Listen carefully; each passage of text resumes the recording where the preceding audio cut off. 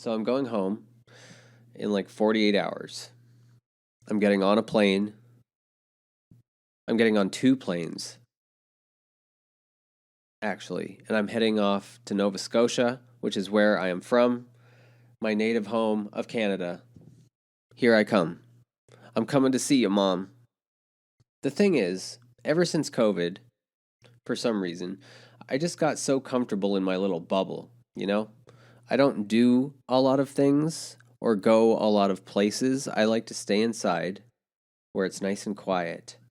And my cats are here, and I have all the food that I need, and I have a shit ton of Funko Pops to look at.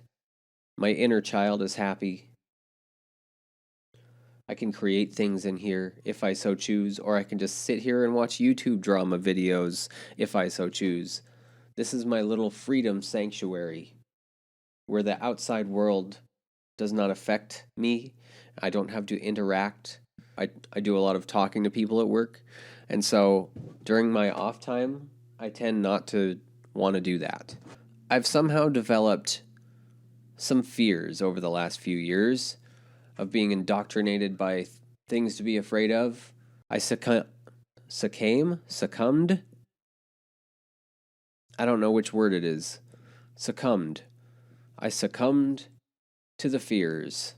It just doesn't sound right. I developed a slight fear of flying. Just slight, not enough to get me to not board the planes. I know everything's going to be fine. However, as I am getting older and apparently am beginning to fear death in my middle age, as it tends to happen, I thought we could look up how to not be afraid to fly. I mean, the biggest answer I'm going to get on Google is just you have to get over your fear of flying by flying. I think that's the number one answer we're going to find today. Let's see if I'm correct. Why you shouldn't be afraid to fly. 9 years ago, 6 years ago, 1 year ago. Let's look at this lady here from Inside Edition who is apparently terrified of flying, and we'll realize this is what happens most of the time is if I see somebody who's worse than I am, somehow I'm like, oh, I actually don't have it that bad. So let's just check this out. AAA, 4.5 million Americans will be flying this Thanksgiving, up 8% from last year. And a lot of those travelers can relate to this woman. She is terrified of flying. So we teamed her up with an expert to help. This woman is terrified of flying. Oh. So is this guy. 40% of people are said to be scared to fly. Clinically, it's actually just freaking me out more. Okay, no, it's going to be okay. Known as aerophobia, and symptoms can range from extreme anxiety to dizziness and nausea. 36-year-old Tiffany Schmerman is so scared to fly, she's only done it twice in her life. Oh my God, I can't breathe. I can't breathe. That was 5 years ago.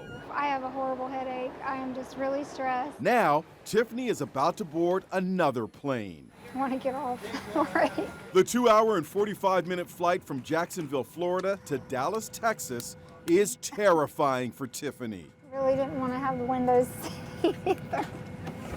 She grabs hold of the seat and covers her eyes for most of the trip. I wish I would just land the damn thing.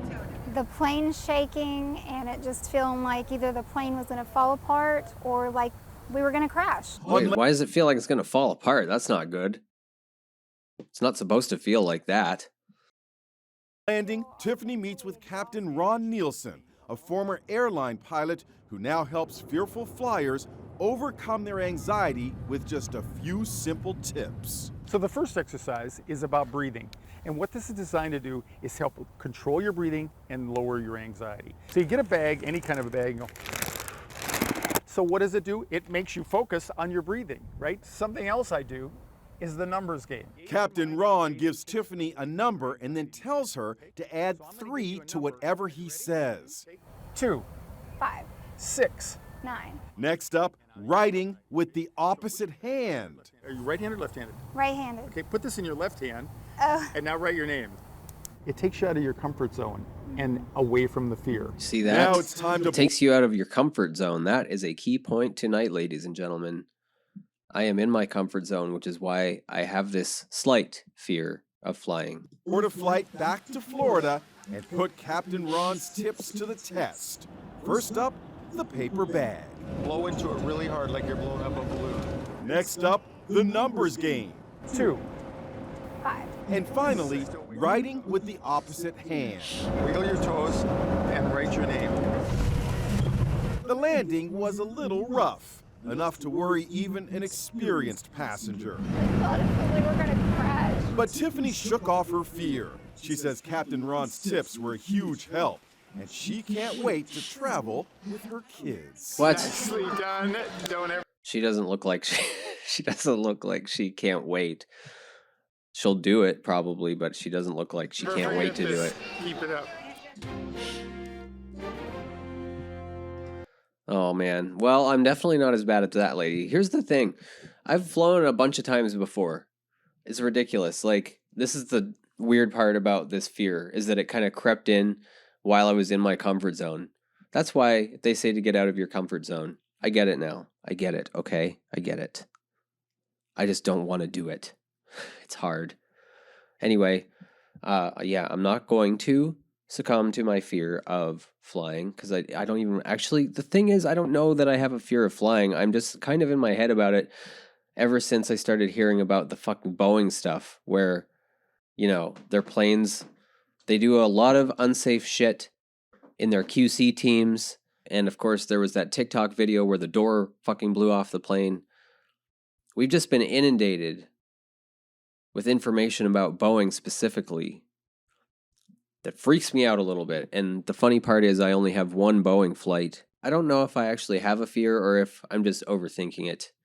Somebody help me, please. Anyway, I'm gonna bring something with me. Let me show you.